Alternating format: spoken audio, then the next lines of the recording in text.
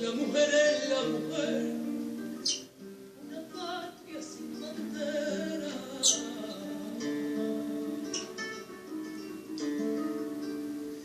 La mujer es madre de los hombres que han nacido. La mujer le compra el corazón al condenado arrepentido. La mujer es sábana y mantel, abandonada y escondida. La mujer es fin de la mujer y es el principio de la vida.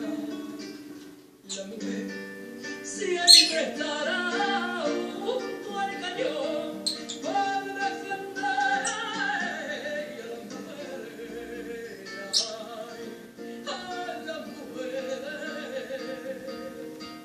Una mujer es fondo de continentes profundos y orillas deshabitadas. Una mujer es la tierra, la primavera y la guerra, la religión de una cama. Una mujer en la calle, la sombra fresca del valle, una mujer es candela. Una mujer es la gloria, pena, condena y victoria.